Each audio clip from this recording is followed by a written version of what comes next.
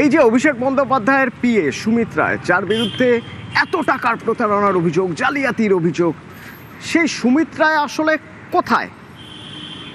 অনুপ আছে আমার সঙ্গে, বলতে পারবে অনুপ, সুমিত রায়ের খোঁজে হন্যে পুলিশ, সুমিত রায় কোথায়?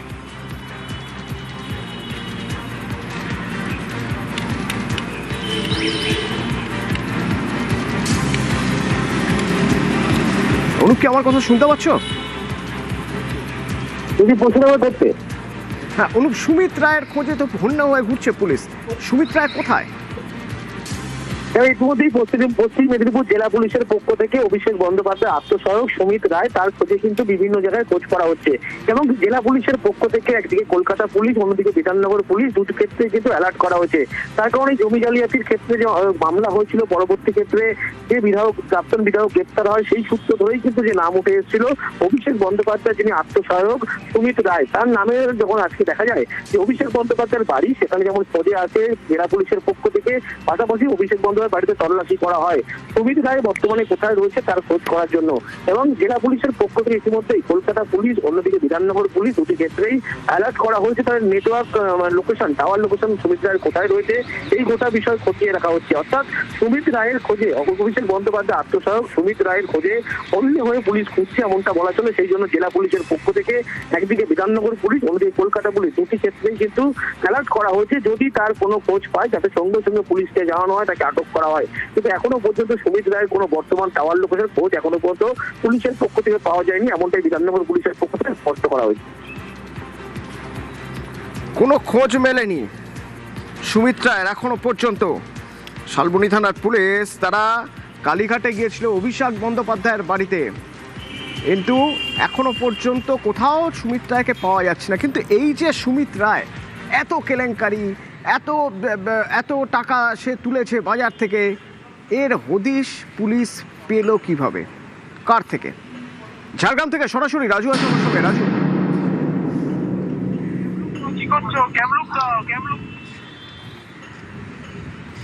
দেখো অতুল, প্রথমত বলে রাখি যে এই যে সুজয় হাজরা, এই সুজয় হাজরার বিরুদ্ধে এর আগেই দুর্নীতির অভিযোগ তুলেছিল স্থানীয় মানুষজন, এবং সেই সময় যে সরকারি জমি, সেই সরকারি জমি বিক্রি এবং সেই সরকারি জমি অন্যের হাতে হস্তান্তর, এই ঘটনার পরিপ্রেক্ষিতেই থানায় অভিযোগ হয়েছিল এবং সেই সময় সুজয় হাজরাকে গ্রেপ্তার করা হয়েছিল। যদি দেখা হয় 3 দিন আগেই সুজয় হাজরাকে শালবনী থানা গ্রেপ্তার করেছিল এবং তারপরেই তাকে আদালতে পেশ করা হয় এবং তদন্তের জন্য তাকে নিজেদের হেফাজতে আদালতের কাছ থেকে চাওয়া হয়েছিল এবং সেক্ষেত্রে তাকে 8 দিনের পুলিশি হেফাজতের নির্দেশ দেওয়া হয়েছিল আদালতের তরফ থেকে।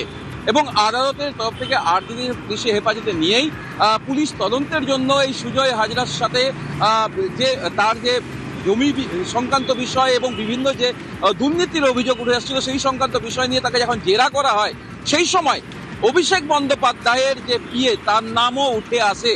কারণ এই সুজয় হাজরা অভিষেক বন্দ্যোপাধ্যায়ের যে পিএ, তার নাম বলেন এবং এই জমি কারবারের সাথে তার যে সম্পর্ক রয়েছে সেটারও তদন্তে উঠে এসেছে। এবং তারপরেই গতকাল রাতে 2টোর সময় শালবনী থানা এখান থেকে কলকাতার উদ্দেশ্যে রওনা দেন এবং সেখানে গিয়ে অভিষেক বন্দ্যোপাধ্যায়ের যে বাসভবন রয়েছে সেখানে গিয়ে পৌঁছান এবং মূলত এই সুজয় হাজরার কাছ থেকে যে সমস্ত তথ্য পেয়েছে, সেই তথ্যের ভিত্তিতেই পুলিশ ইতিমধ্যে তদন্ত শুরু করেছে এবং এই সুজয় হাজরার বিরুদ্ধে একাধিক অভিযোগ রয়েছে। কারণ সেখানে জমি কেলেঙ্কারি থেকে শুরু করে আরও বিভিন্ন দুর্নীতির অভিযোগ রয়েছে, যেখানে স্থানীয় মানুষ অভিযোগ করছে যে তার বিরুদ্ধে ভুরি ভুরি অভিযোগ দুর্নীতি। সেক্ষেত্রে সেই সময় তৃণমূল শাসনে ছিল, তৃণমূলের শাসনের সময় কেউ মুখ খুলতে পারেননি ভয়ে, ইতিমধ্যে মানুষ মুখ খুলতে শুরু করেছে এবং সেই পরিপ্রেক্ষিতেই পুলিশের কাছে অভিযোগ হয়েছে এবং পুলিশ তদন্ত শুরু করেছে।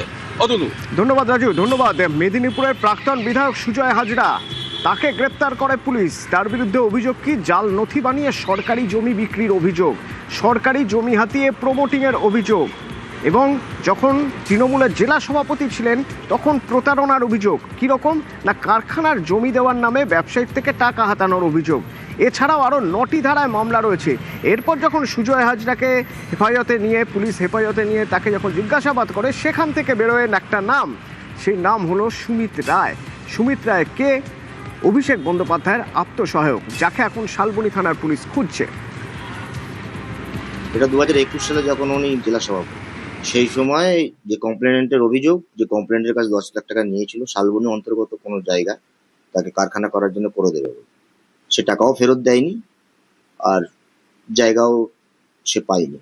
এই অভিযোগের ভিতরে সবথেকে গুরুত্বপূর্ণ যেটা সেটা হচ্ছে যে যে জায়গাগুলো যে জায়গাটা নিয়ে অভিযোগ ছিল এরকম একাধিক জায়গা যেটা সরকারি জায়গা, এই সরকারি জায়গাটাকে ব্যক্তিগত রায়তি করে এই জায়গাগুলো পরবর্তীকালে প্রমোটিং করে বিক্রি করছিল, ফ্ল্যাট করছিল, এই অভিযোগ। ধারা সবই নন অ্যাভেলেবেল আছে, 420, 406, 467, ফরজারি যতগুলো ধারা হয় ইনক্লুডিং 409ও আছে যেহেতু সরকারি প্রপার্টি।